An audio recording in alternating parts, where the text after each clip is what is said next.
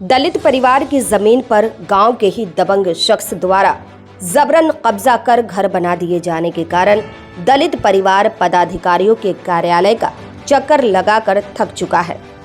आला अधिकारियों के आदेश के बावजूद स्थानीय सीओ के कान पर जूं तक नहीं रेंग रहे हैं। ये मामला सीतामढ़ी जिले के बोखरा प्रखंड के बोखरा गांव का है। इस मामले में पर्चाधारी उत्तम राम एवं उनके परिजनों ने बताया कि सरकार द्वारा 5 डिसमिल जमीन का पर्चा हम लोगों को मिला। बाद में मोहम्मद तैयब आज़ाद ने अपने पुत्र मोहम्मद शकील के साथ मिलकर मुझे जबरन मेरी ज़मीन से बेदखल कर दिया एवं वहां पर उन लोगों ने अपना घर भी बना लिया। इस बीच हम लोग नानपुर थाना व बोखरा सीओ के कार्यालय का चक्कर लगाते रहे। जब यहां से न्याय नहीं मिला तब DCLR पुपड़ी के न्यायालय में न्याय की गुहार लगाई। DCLR के न्यायालय से मुझे न्याय मिला। न्यायालय ने स्थानीय पुलिस और सीओ बोखरा को उक्त जमीन को खाली कराकर हम लोगों को दिलाने का आदेश भी दिया, लेकिन स्थानीय सीओ बोखरा दबंग शख्स से मोटी रकम लेकर हमारी जमीन हम लोगों को नहीं दिला पाई। सीओ बोखरा हम लोगों से ही अवैध रूप से रिश्वत मांगती रही। फिर हम लोग मुजफ्फरपुर कमिश्नर से मिलकर वहां भी न्याय का गुहार लगाकर थक गए।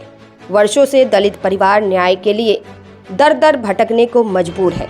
आखिर बोखरा का सरकारी तंत्र कब तक न्याय के साथ खिलवाड़ करता रहेगा। पिताजी के नाम से परवाना से प्राप्त जमीन है और उस पर दखल कब्जा कर लिया है दूसरे आदमी ने, मोहम्मद शकील कब्जा कर लिया। 2016 से चल रहा है ये विवाद। और इसके बाद 2022 में DCLR साहब का आदेश हुआ, उसमें भी कब्जा नहीं कराए। और इसके बाद 2024 में कमिश्नर साहब का आदेश हुआ, उसमें भी कब्जा नहीं हो रही है। 5-6 महीना हो गया। आजकल कर रही जाते हैं ब्लॉक में तो सीओ फटकार के भगा देती है, गाली देती है कि ऐसे है वैसे है।